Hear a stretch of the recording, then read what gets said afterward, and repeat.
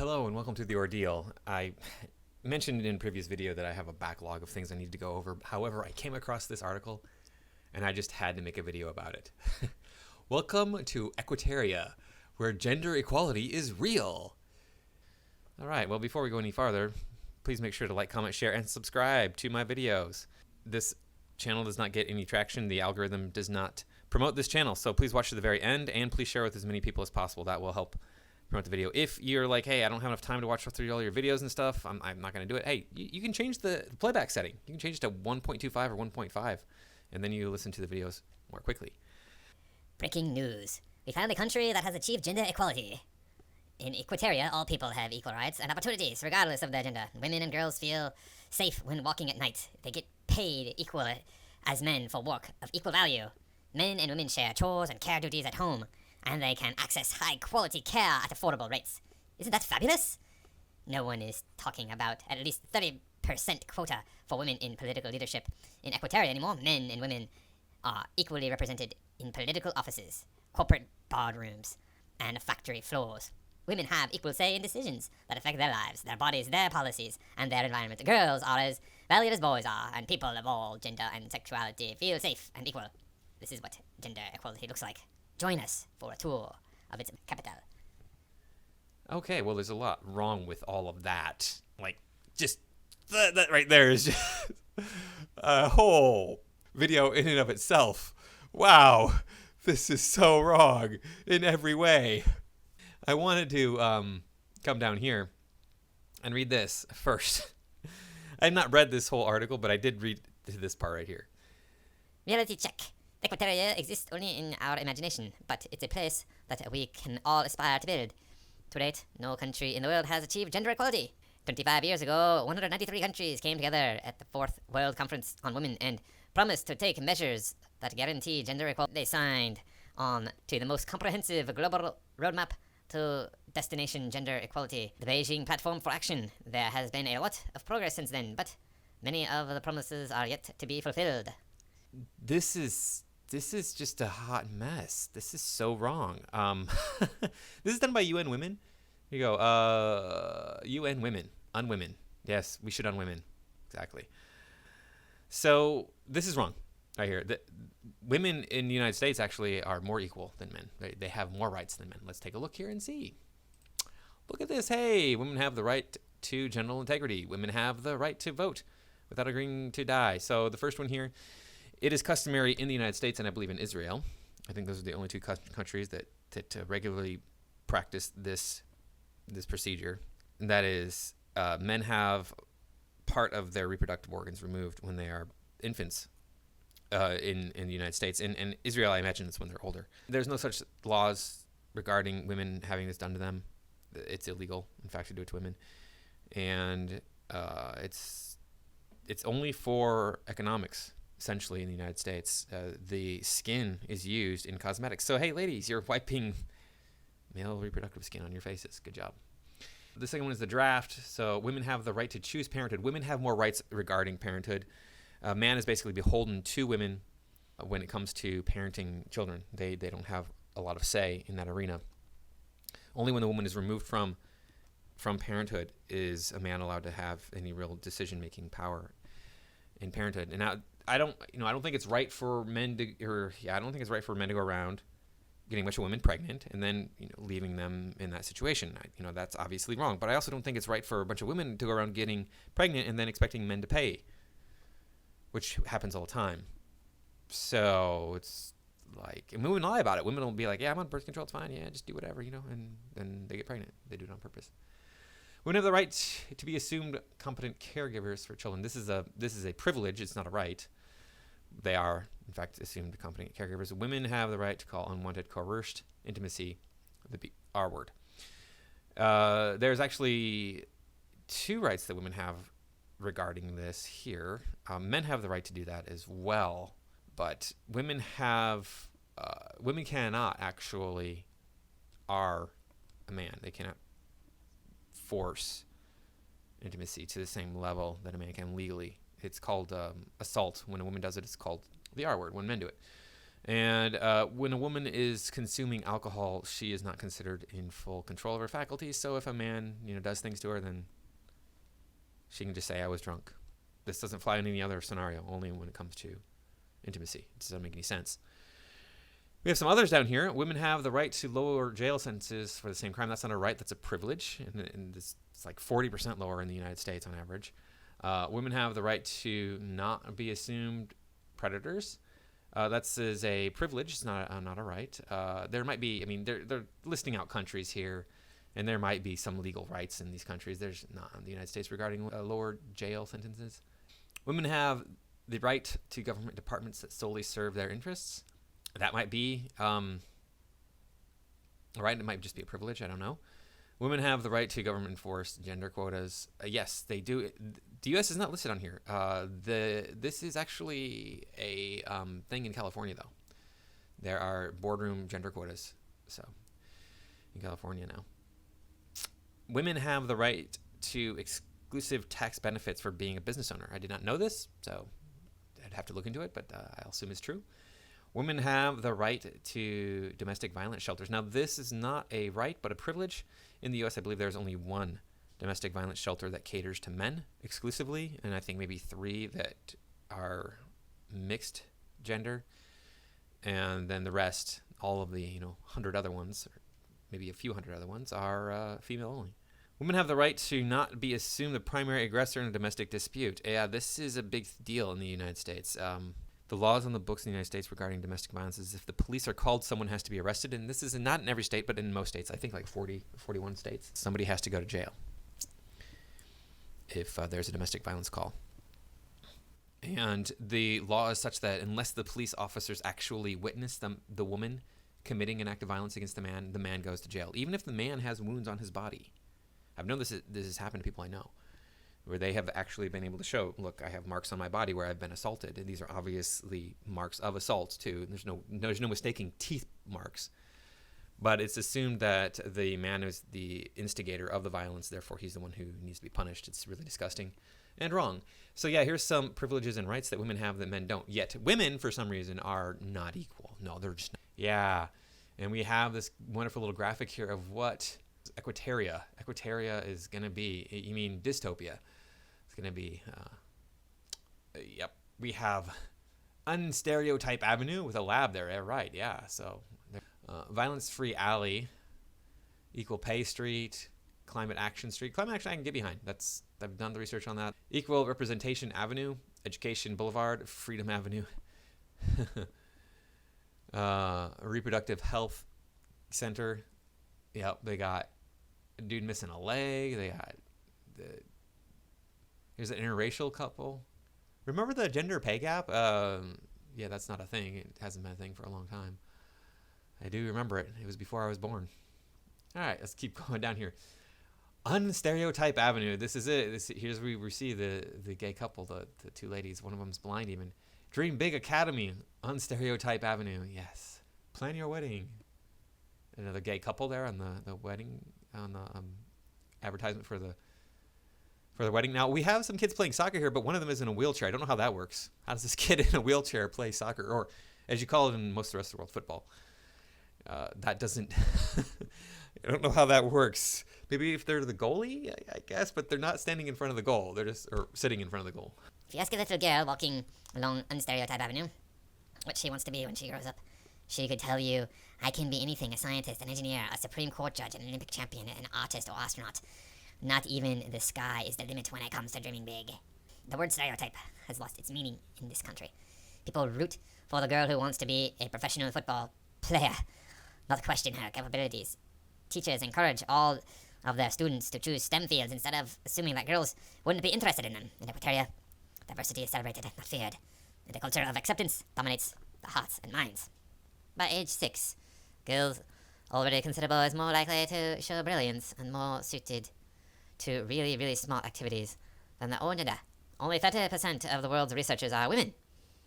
Okay. Couple things here.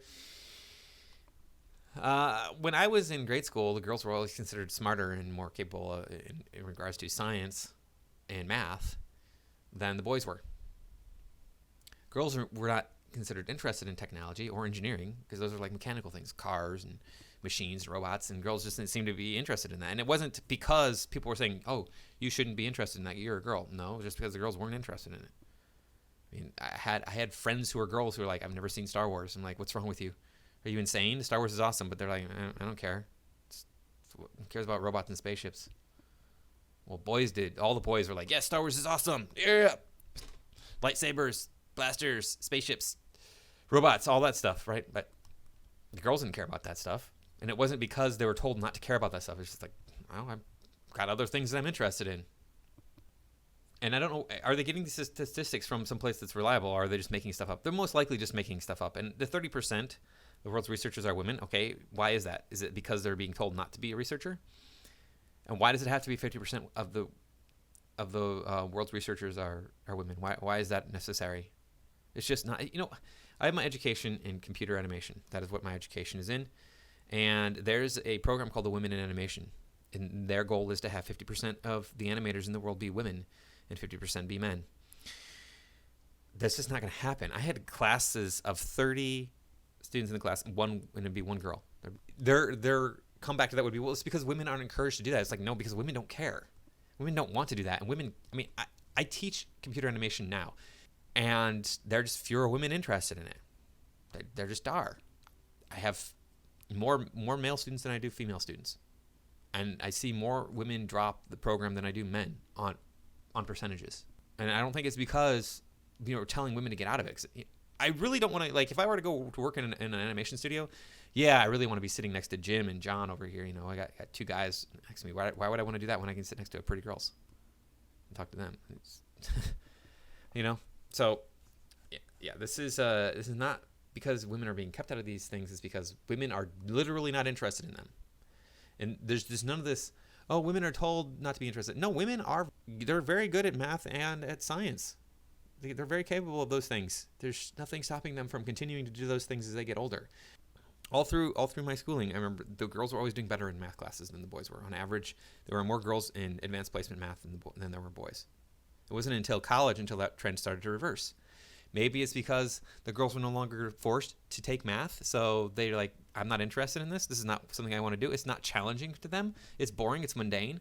Like, as things become less and less challenging, typically people become less and less interested in doing them. Like, I've conquered this. I want to move on to other things. I want to do things which are going to be challenging too.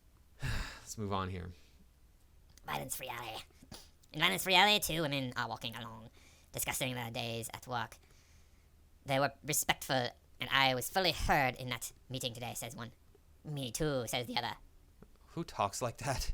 In Equiterria, it is women's shared experiences of empowerment and equality that often bring them together, rather than shared experiences of harassment and abuse. They don't face persistent harassment at work, and when walking on the streets, they aren't taught to walk with their keys between their fingers in case they are attacked or worry about being judged for the clothes they wear. There is no such thing as femicide. Women are valued and respected here. Domestic violence is a rare occurrence, because there are strong laws against it and services to support victims. Since gender equality is the norm, the power dynamics between intimate partners is not oppressive or toxic. Globally, 17.8% of women have experienced physical or sexual violence at the hands of an intimate partner in the last 12 months. And in most countries, with available data, less than 40% of women who experience violence seek help. In 2017, more than half, 58% of female victims of international homicide were killed by an intimate partner or family members.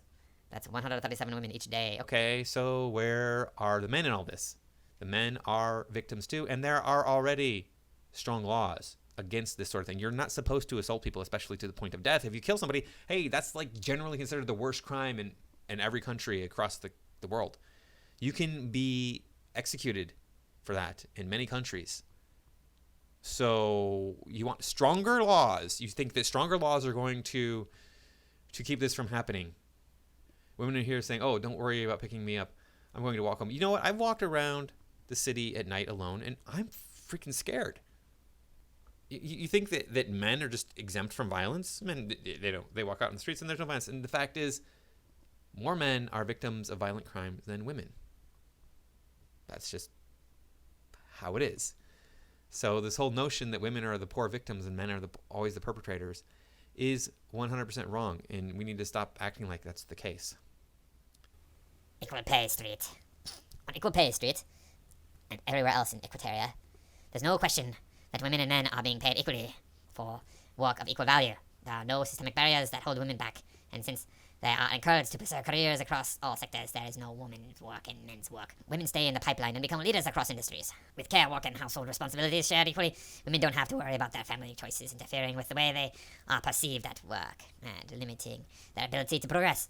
There's unified parental leave across all sectors. Fathers take parental leave as mothers do and enjoy caring for their children. Employers allow flexible arrangements for those who have care responsibilities. Also in Equiterria, minimum wages are set to provide decent income, and there is equality and affordable care available for those who need it. As a result, men and women can equally contribute towards a thriving economy, and children are happy and healthy. Globally, women continue to be paid 16 to 22% less than men. Women on average do 3 times as much unpaid care and domestic work as men, with long-term consequences for the economic security. All right, well, we know that the gender pay gap is a myth. It's been debunked 1 billion times. That's factual. You can check it out. 1 billion times it's been debunked. So women on average do 3 times as much unpaid cares and domestic work as men. Okay, well, typically the women want to be home with their families. Men often want to be home with their families too, but are willing to, put that aside and go earn more money so that the family can have a higher standard of living. Women, on average, just take more time off just because they want to. Not because they need to, but because they want to. Really, that's it. I don't know how else to explain it. It's, women are more prone to work less. And that's fine. There's nothing wrong with that. And besides which, you want to have both men and women equally working and then financially responsible, yet at the same time have alimony. And there are states in the United States where, hey, guess what? Only men pay alimony. So, it's really not fair that men are the only ones paying alimony in some of these places, when women are perfectly capable of going to work, they're perfectly capable of getting an education, getting a job, owning their own business, running their own business, having their own money in their own finances. And then women want to do all that, plus also get paid by men just to live. So yeah, your whole Equiterria is about female dominance. It's not about... there was nothing in here at all mentioned about alimony laws being equal. Nothing. And even when they are equal, it's just, as it happens, men tend to make more money than women do, on average. Not always, but that's how it is. So, Toxic masculinity recycling plant. okay, of course, we're gonna recycle sexist jokes. Boys will be boys. Men should be aggressive. Men don't cry. Girls are weak. Okay, so girls are physically weak, and girls tend to be more emotional than men. It's just how it is. Men don't cry. I don't know where that's coming from. Men, of course, do cry. I cry fairly regularly. Men should be aggressive. Well, considering testosterone makes you more aggressive, if you are an actual man with testosterone, you're going to be more aggressive. There's no should about it. It's biology. Boys will be boys. Boys will be boys is a saying about boys like roughhousing and getting into trouble. It's not about boys harming other human beings. It's about boys like, oh, crap, he threw that baseball and it broke the window. That is an example of boys will be boys. Not that boys are intentionally going out and harming other people, but hey, boys are more aggressive because they have more testosterone, and then they do things that cause damage or potentially harm other people. Hopefully not excessively, but hey, I sprained my ankle because I was running from Johnny because he was being too rough, or what? Or hey, I fell out of the tree and broke my arm. That is the worst that will happen regarding boys will be boys. And then sexist joke. Oh yes, but of course I'm sure that women are allowed to tell jokes at the expense of men, aren't they? I'm sure that's one thing. Just like in every civilization, citizens of Equiterria are affected by the human history, including patriarchal ideas of gender roles and what it means to be a boy or a girl, a woman or a man, a transgender person or a gender non-conforming person, instead of conforming to these historical gender stereotypes that have restricted men and women for generations. People of Equiterria question toxic masculinity in the toxic masculinity recycling plant. Through innovative dialogues and learning, toxic behaviors are transformed into attitudes that perpetuate gender equality. For instance, expectations such as men and boys shouldn't show emotion, or that they are naturally aggressive, have been transformed into healthier attitudes that respect every person's right to live as their true self, with their full range of emotions, dreams, and capabilities. Binary definitions of gender turn into a spectrum of gender identity and expression, freed from oppressive gender roles. People of Equiterria are not held back by dominant forms of masculinity, and they are happier and mentally healthier than any other society. Demographic and health surveys for 42 countries between 2007 and 2017 show that 8% of women and 13.2% of men believe a husband is justified in beating his wife if she argues with him. Nearly 800,000 people die by suicide in the world each year, which is roughly one death every 40 seconds. Suicide among men is 4 times higher than among women. Wow, they actually put something in here about men. That suicide among men is 4 times higher than among women. Yes, it is. And we got this 8% of women think that it's okay for men to beat them if they disagree with them. Okay, so you're going to stop these gender roles with that 8% of women? And I bet that it's a lot higher than that. They probably had this study taken in more Western countries, more modern countries. I don't know where they're getting these numbers from, but and that was just one survey. I bet that the percentage worldwide is higher than 8% of women believe that it's okay for a man to beat them if they disagree with him. I don't think it's okay. I don't think you should hit anybody. But this thing is so ridiculous by claiming that there are no differences in the genders. That's the problem, is there are differences in the genders. So, that's just how it's going to be. You're going to have differences no matter what, because not everybody is the same. And making everybody the same is a scary proposition, because I'm very different from most people. I think that's one of the reasons why my channel hasn't taken off, is because I'm more different than I've noticed other people are. And so you would want to make me the same as everybody else in the street. So I'm going to go through the rest of their points quickly, because they either have nothing to do with gender equality or they have nothing to do with the Western world. And why is that important, you might ask? Well, because up here on their first point, they claim that there is not a single country in the world where there's gender equality, and I've already pointed out how that is not the case, at least by their standards, because I've pointed out how many Western countries are actually giving women more rights than they're giving men. So let's move on to the next thing they talk about, which is inclusion squared. This has nothing to do with the Western world. It just talks about how everybody of every ethnicity, race, religion, etc. can have access to all the places. And that's the case in the West already. Now, Climate Action Street, this is an interesting one. This has nothing to do with gender equality. They try to claim that it does by saying that we need to have women in leadership roles in fighting global warming. The thing is we've seen women in leadership roles make terrible decisions that have negative impacts all of the time. There's no reason to believe that women are going to make good decisions regarding the climate. And the other thing that they point out is, women in poor countries are the most affected by climate change, and they're contributing the least to climate change. Well, yeah, tell that to India, who is one of the poorest countries and contributing the most to climate change. So don't even give me that. Then we have Equal Representation Avenue. Now, with this one here, they're talking about women in leadership roles, and they say down here that, hey, only 3/4 of the political offices are held by women. Put women back in the home raising the kids where they belong. Down here, we only have, out of the Fortune 500 companies, only 33 of them out of 500 are led by female CEOs. Well, whose choice is that? Whose fault is that? Whose responsibility is that? Are we just supposed to give women these companies?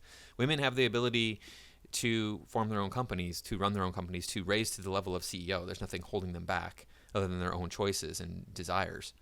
Do you want to work the crazy hours that these CEOs work? Do you have the ambition that these CEOs have? I knew a former CEO of an international food company, one of the Fortune 500 companies, and he was out whoring it up with prostitutes every night. Women don't have that type of ambition. Men want to do that sort of thing. Men want to go out and conquer a bunch of women. They want to have a harem. Women don't have that interest. So this is why men become the leaders of these companies. Education Boulevard, equality in education, we already have that in the West. And then Freedom Avenue. There is something on here that I did want to talk about.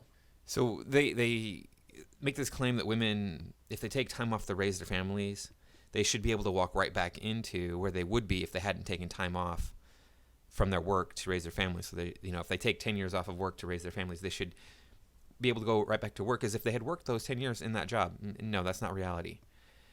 You have to understand we have to separate our personal lives from our economic lives. That's just the reality that we live in.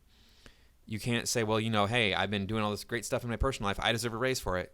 No, that's not how it works. You can't say, hey, look, I've been doing all this great stuff in my economic life. I deserve to have the best wife and the best kids ever. Well, no, those things, they're just, they're going to be separate entities. They're going to operate separately. Having great economic status may give you a better spousal options, but other than that, you're not going to see much crossover between the two. So yeah, this is just a bunch of propaganda where they think that, equality between the genders is the solution to all of the world's problems. And equality between the genders, as that increases, we still see problems in the world. We're seeing more and more equality between the genders. And what's happening now? Our cities are being burned down. We have this global pandemic. We have a runaway elections. We have all these different problems that are happening. The more equality that we get, so the solutions are not gender equality. In fact, looking at the past, the solution to a lot of these problems is having well-defined gender roles. All right, thank you for watching. Thank you for coming by. I do appreciate all of your support. Remember, I don't make any money off of these, so I am dependent on you to get the word out about my channel so I can spread throughout the entire world. I can spread my message and spread my entertainment, and you can get cool information from these videos. Thanks for watching again.